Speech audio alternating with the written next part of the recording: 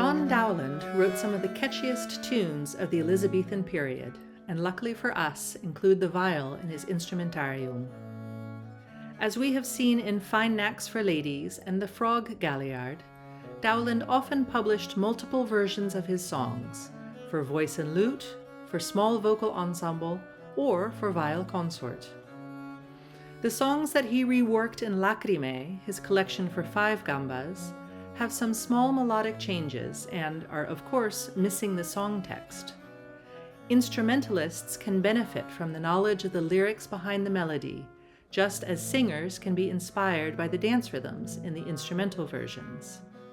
While the song "Can She Excuse My Wrongs" appears at first sight to be a lament by a sexually frustrated lover, the high joys he wishes his beloved to bestow upon him could also have another implication. The court of Elizabeth I was highly political, and it could be that Dowland, or perhaps the favored Earl of Essex, Robert Devereux, was angling for a promotion of sorts. But Devereux fell out of favor and was part of a rebellion against Elizabeth I in 1601, and was executed for treason. Dowland's song title may seem politically unwise, but the collection Lacrimae was published in 1604, when James I was on the throne, who had been sympathetic to the rebellion against his powerful cousin. This political intrigue reveals an unexpected aspect of the complicated rhythms of this sprightly song.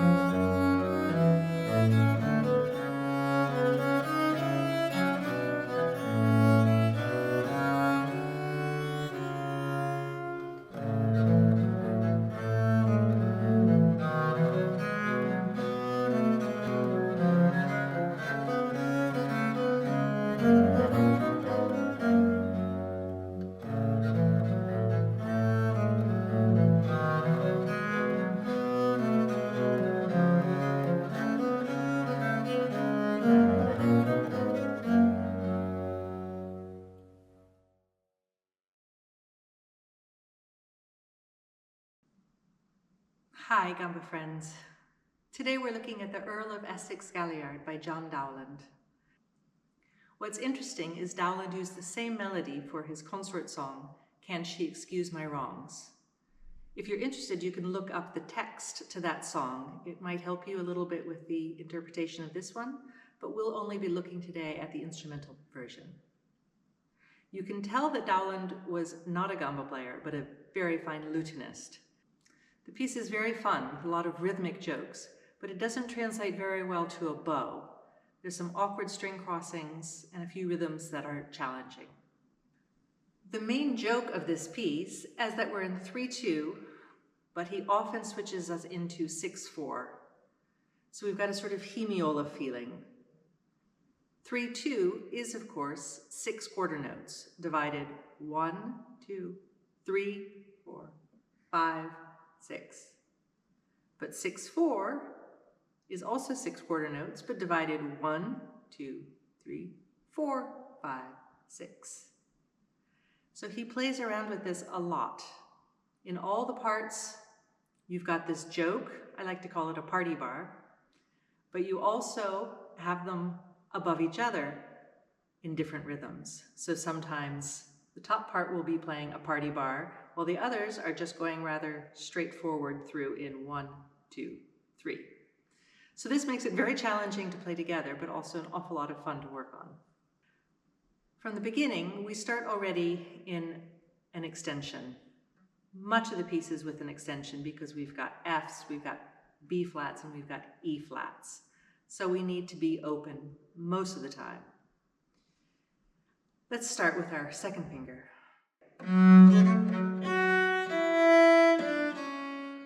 And now we've got 3 equal notes going to a long one. So let's work our way towards the frog as we go there. And I've got enough bow for the down bow. Now, party bar.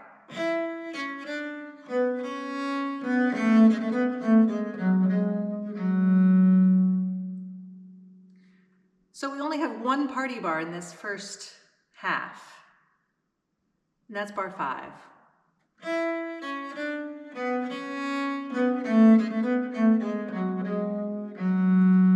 Because those last 3 bars are all in 1, 2, 3, and not 1, 2, 3, 4, 5, 6. Let's talk about that string crossing that we have in bar 1. Because it's at the tip and it's going from a down to an up, all I have to do is open up my arm. I'm thinking that my hand is going towards the music stand.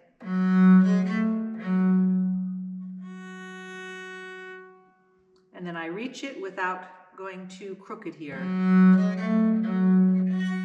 Something like that. And then I'm ready for the long note. And then we sing on these. Here's the party bar.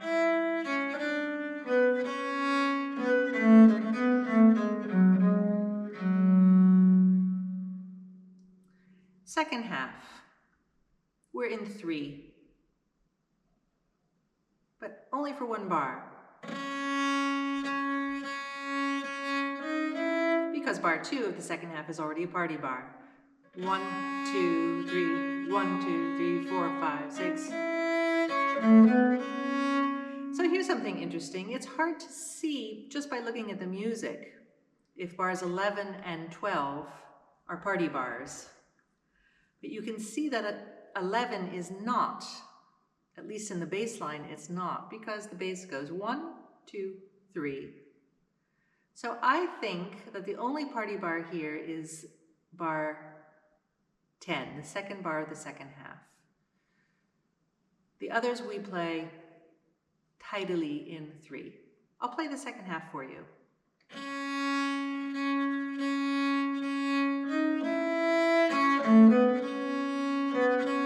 Here's this party bar.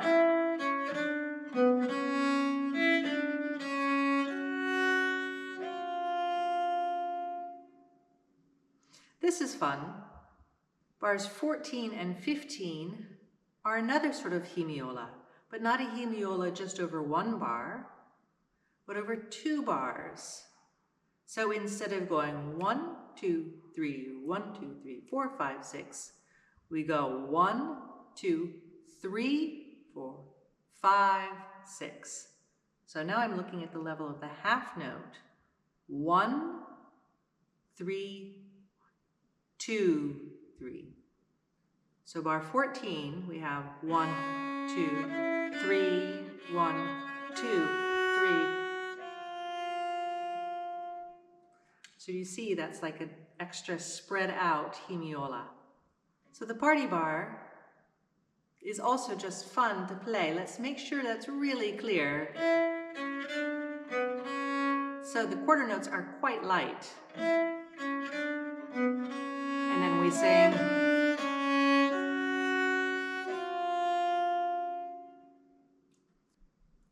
We end the second half in first position. Let's see how we coordinate getting from first back to half position. As we travel to get back to the tip, we move our left hand also back to half position.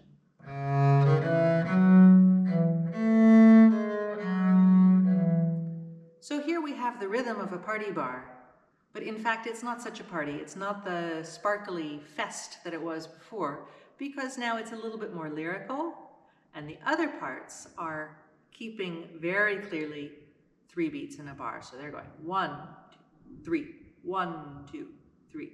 And we're sort of working our way over that without being super clear about all the syncopations.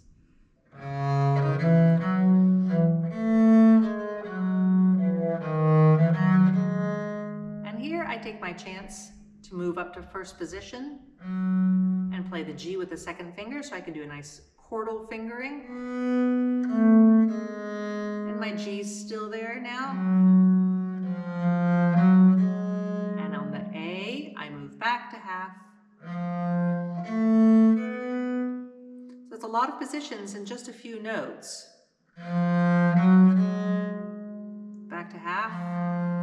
And now I use my first finger as a pivot to open up to the C, which is extended.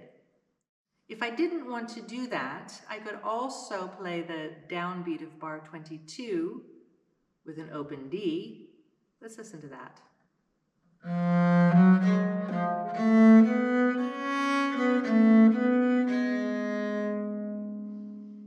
Which we could do, but I find it a little too accented then, a little too bright for the context of where we are in the piece. So let's stick with the trickier fingering, but it's more musically pleasing. And here we've got this beautiful B natural.